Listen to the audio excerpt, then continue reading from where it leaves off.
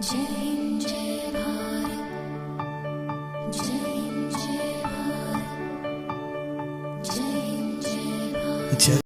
पाकिस्तान डरा हुआ है एक महिला से, एक भारतीय महिला से। महिला का नाम है गीता गोपीनाथ। गीता गोपीनाथ जो कि चीफ इकोनॉमिस्ट हुआ करती थी आईएमएफ में। अभी उनको हाल में उनका दोबारा उनको एक प्रमोशन दी गई, बोलिए, या उनका कॉन्ट्रैक्ट खत्म हो रहा था, उनको एक नया कॉन्ट्रैक्ट दिया गया। अब फर्स्ट डेप्यूटी मैनेजिंग डायरेक्टर होंगी, सेकेंड इन कमांड आईएमएफ में। और पाकिस्तान को ये लग रहा है कि हम आईएमएफ पे लोन मांगने गए हैं, सारी की सारी डिक्टेशंस गीता गोपीनाथ देंगी। और गीता गोपीनाथ देंगी तो मतलब हमारे कंट्री को चलाएगी अब इंडियन महिला, हमारे कंट्री की इकोनॉमी को। वेल इनफैक्ट गीता गोपीनाथ बड़ी काबिल लेडी हैं और वो पीएचडी कर चुकी हैं और वो लेक्चरर भी रही हैं। उनकी काबिलियत पे और प्रोफेशनलिज्म पे किसी को शक नहीं है। लेकिन पाकिस्तान डरा हुआ है तो हम क्या करें? असलियत तो यही है। ये बात उनके गले से भी नहीं उतर रही कि पाकिस्तान को इंडियन महिला एक डिक्टेट के पहले तो महिला के सामने तो वो झुकते ही नहीं है। उनको तो लगता है महिला हमसे इंफीरियर है, साथ में इंडियन हमें डिक्टेट करेगा। ये ईगो जो है ना, उनकी बड़ी स्ट्रांग हर्ट हुई है। उनको ये लग रहा है कि यार गीता गोपीनाथ इतने सीनियर लेवल पे बैठ गई हैं और एक इंडियन महिला हमें बताएगी कि आप अपनी इकोनॉमी कैसे चलाइए, हम क्या करें? फंस गए। एनीवेज आपकी मजबूरी है, जाइए, नहीं तो मना कर दीजिए लोन को, देख लेते हैं हम भी कैसे मना करते हैं। पैसा तो चाहिए, आप कैंप लगा के बैठे हैं इतने टाइम से वहाँ पर, राइट? तो और पैसे की हालत ये कि अपने एम्प्लॉयज़ को, एम्बेसीज के एम्प्लॉयज़ को देने के लिए पैसा नहीं। सर्बिया की एम्बेसी ने ट्वीट ही कर दिया था, फिर उसके बाद आपने बोल दिया कि ट्वीट हैक हो गया और उसके बाद इंडिया ने कर लिया और ये सब कुछ। वो सब झूठे बकवास, हमें पता है सर कितनी है। किसी का ट्विटर अकाउंट हैक हुआ हो और इतनी जल्दी वापस रिकवर हुआ हो, वो हमें कोई बता दे। मैं किसी, अब मेरे भी 50 के दोस्तों के हुए, किसी का नहीं हुआ। वो उसमें लग जाते हैं 10-12 घंटे तो लगते हैं आराम से। और यहाँ 1 घंटे के अंदर अंदर आपका ट्विटर अकाउंट जो हैक हुआ था वो ठीक भी हो गया। किसको बता रहे हैं? ये सब वो है। अच्छा, दूसरी चीज़, चलिए सर्बिया का मान लेते हैं। ये तो गवर्नमेंट ने माना ही था ना, पाकिस्तानी गवर्नमेंट ने, कि भाई ये बोला था कि भाई पेमेंट नहीं हुआ था, कुछ नहीं होता, हम पेमेंट कल रात ही दे चुके हैं। इसका मतलब सैलरी तो मतलब पैसा तो नहीं गया था। दूसरी चीज़, अमेरिका की एम्बेसी, उसको भी 4 महीने से तनख्वाह नहीं मिली, पैसा नहीं मिला है, तनख्वाह नहीं मिल रही है अमेरिका में जो एम्बेसी है। तो ये कोई नई चीज़ नहीं है, पैसा था नहीं। आप सऊदी के पास गए, सऊदी से मिला, थोड़ा पार्क किया गया, और कितने गंदे टर्म्स पे मिला है कि वो 48 घंटे में कभी भी पैसा वापस देना पड़ेगा आपको, जो जिस समय मांगेगा 48 घंटे में वापस देना पड़ेगा। और इंटरेस्ट रेट कितना हाई है। चाइना से मांगा, चाइना से कहाँ मिलना था, चाइना तो पहले ही आपसे खावा बैठा। भारत ने जो आज पाकिस्तान पर एक बड़ा अटैक किया है, पाकिस्तान के खिलाफ जंग मुसल्लत करने का मंसूबा बनाया है।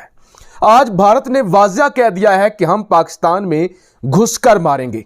आज भारत ने वाज़िया कह दिया है कि हम पाकिस्तानी कश्मीर पाकिस्तान से छीन लेंगे। आज भारत ने वाज़िया कह दिया है कि हमने आर्टिकल 370 हटाया है, हमने 35 से हटाया है, हमें कोई नहीं रोक सका। आज भारत ने यह भी कह दिया है कि दुनिया के अंदर जो मजबूत तरीन मुल्क है ना, वो 3 हैं। पहले नंबर पे अमेरिका है, दूसरे नंबर पे इसराइल है, तीसरे नंबर पे भारत है, और चौथा कोई इस दुनिया के अंदर मुल्क ही नहीं है जो भारत जितना बहादुर। बहुत ज्यादा जी बातें की गई हैं। आज भारत ये भूल चुका है कि चाइना ने कर क्या दिया। पाकिस्तान अगर बाज ना आया, जैसे कि पाकिस्तान वो कहते हैं आतंकी भेज रहा है कश्मीर के अंदर, तो फिर मैंने अपनी फौजों को हुक्म दे दिया हुआ है कि तैयारी रखो। हमने पाकिस्तान से पीओके यानी पाकिस्तान ऑक्युपाइड कश्मीर, जिसे हम आज़ाद कश्मीर कहते हैं, वो भी छीन कर रहेंगे और पाकिस्तान को एक दफ़ा फिर घुसकर मारेंगे। और कहते हैं कि अब किसी की जुर्रत नहीं रही। जितनी हमने सर्जिकल स्ट्राइक्स की हैं ना, जिस तरह से हमने घुस कर पाकिस्तान के अंदर जाकर उनके घर जाकर मारा है, अब किसी की जुर्रत नहीं रही कि वो पाकिस्तान का बॉर्डर क्रॉस करे। यानी अब वो कहते हैं कि ये कोई इजी नहीं है, ये आसान नहीं है कि कोई भी बॉर्डर क्रॉस करे और हिंदुस्तान पर अटैक कर दे। लिहाजा अब हिंदुस्तान दुनिया का स्ट्रॉन्ग 3 मुल्क बन चुका है। अमित शाह मजीद क्या कहते हैं? वो कहते हैं कि मोदी ने 2014 के अंदर इक्तदार में आके हिंदुस्तान में इनकलाब बर्पा कर दिया। इससे पहले कहता है हिंदुस्तान अंधेरों में डूबा हुआ था, हिंदुस्तान के अंदर तबाही थी, हिंदुस्तान के अंदर कोई कौम नाम की चीज नहीं थी, हिंदुस्तान की कोई इज्जत नहीं थी। आज दुनिया में हमें माना जाता है, आज दुनिया हमें सलाम पेश करती है। आज दुनिया में हमारी एक अलग पहचान बन चुकी है। ये मोदी का सारा किया हुआ है। यानी असल में मुल्क जो आजाद हुआ है वो 2014 में हुआ है। 1947 के अंदर जो गौरव से आजादी हासिल की थी वो भीख मिली थी। और आज दिन को भी एक वीडियो मैंने की थी, उसके अंदर मैंने आपको बताया था कि देखिए आप हजारों सालों की तारीख उठाकर देखिए, आपको पता चलेगा कि हिंदुस्तान के ऊपर मुगलों ने राज किया, अब्दालियों ने राज किया, अंग्रेजों ने राज किया, अरबियों ने राज किया, अफगानियों ने राज किया, आपको पता चलेगा। लेकिन उन्होंने इतना हिंदुस्तान का नुकसान शायद नहीं किया, शायद उन्होंने इतना नुकसान नहीं किया जितने भी इन्वेडर्स थे। हारून साहब, कुछ मैशत से मुताल्लिक बात कर लेते हैं। हुकूमत कह रही है सब अच्छा है, हमादल साहब की मैंने बात की, शौकत तरीन साहब की बात की, मगर जो सऊदी कर्जे की आप बात कर रहे हैं, जब वो हम खर्च ही नहीं कर सकते हारून साहब, तो फिर सब अच्छा कैसे हो गया यहाँ पे? और वो तो देखिए मैं आपसे अर्ज कर ही चुका हूँ पहले ही कि वो तो उसकी शरात सख्त हैं, उसका नफसियाती फ़ायदा है कि वही रुपए मौजूद तो हैं बहरहाल, और मीनवाइल हालात के कुछ बेहतरी की उम्मीद की जा सकती है। वो तो मैंने आपसे अर्ज किया कि पूरा सच तो कोई नहीं बोल रहा। तिजारती खसारा तो 100% बढ़ गया। जो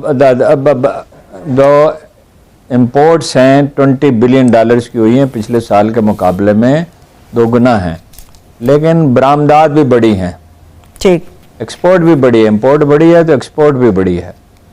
और एक्सपोर्ट अगर इससे 2.90 बिलियन डॉलर की थी नवंबर में, दिसंबर में एक्सपेक्टेड है 3 बिलियन डॉलर की। देखिए महंगाई के असबाब देख लें क्या है। नंबर 1 ये है कि पेट्रोल बहुत, डीजल बहुत महंगा हो गया। अब उसमें $9 की कमी आई है।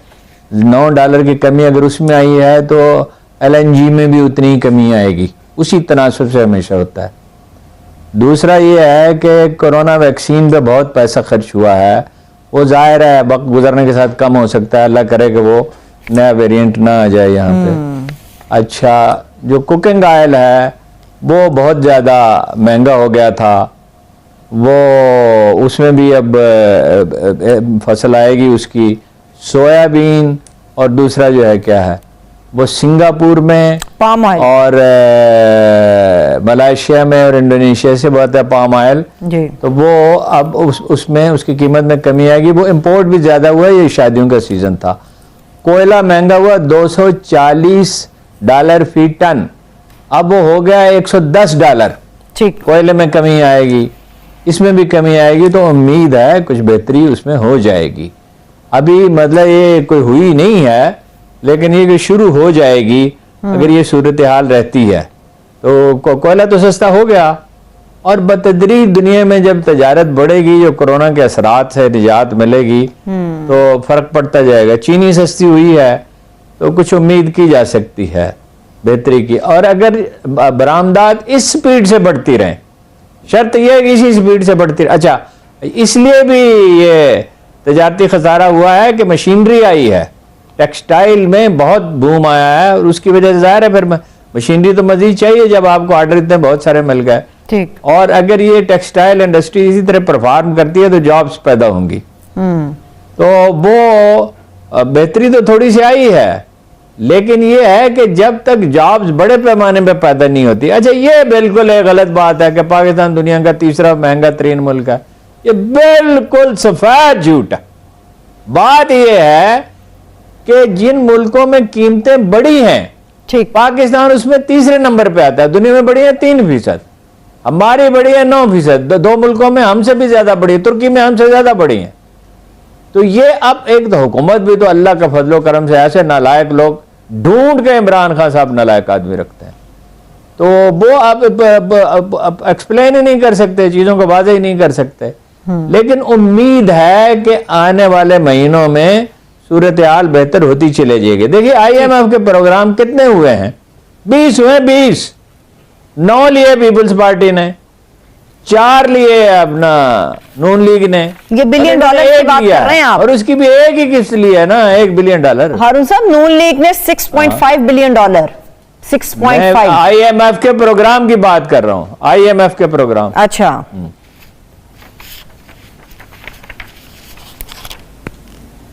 ठीक है, ठीक है, लेकिन अरुण साहब आप जितनी बातें कर रहे हैं ना, IMF के प्रोग्राम की बात कर रहा हूं। 20 प्रोग्राम थे, 9 लिए उन्होंने पीपल्स पार्टी ने जी, बाकी तो और हुकूमतों ने भी लिए। 9 लिए पीपल्स पार्टी ने, 4 लिए नून लीग ने, 1 लिया इन्होंने। अब बात यह है कि माजी के कर्जे $10 बिलियन के कर्जे लिए थे उन्होंने IMF से, पीपल्स पार्टी ने जी। इन्होंने लिए $6.5 बिलियन के, इन्होंने $6 बिलियन का एग्रीमेंट किया है, मगर लिए तो अभी $1 बिलियन ही हैं। ठीक है, ठीक है। तो ये जो शहबाज शरीफ साहब कह रहे हैं कि नवाज शरीफ ने इतने दौर में इतना कर्जा नहीं लिया था जितना इमरान खान साहब ने इन चंद महीनों के अंदर ले लिया, 20,000 अरब। फिगर है ना, किसी कहने ना कहने से क्या बहस है। थैंक यू दोस्तों इस वीडियो को पूरा देखने के लिए। आई होप आपको ये वीडियो पसंद आया होगा एंड आपने लाइक बटन भी प्रेस कर लिया होगा। अगर नहीं किया है तो जरूर से कर ले। अगर आप हमारे साथ जुड़ना चाहते हैं तो ऐसे ही इंडिया पाकिस्तान रिलेटेड न्यूज देखना चाहते हैं तो हमारे चैनल को जरूर से सब्सक्राइब भी कर ले, ताकि आपको लेटेस्ट अपडेट मिलती रहे। हमारा मोटिव है कि आपको सही और लेटेस्ट जानकारी दी जाए।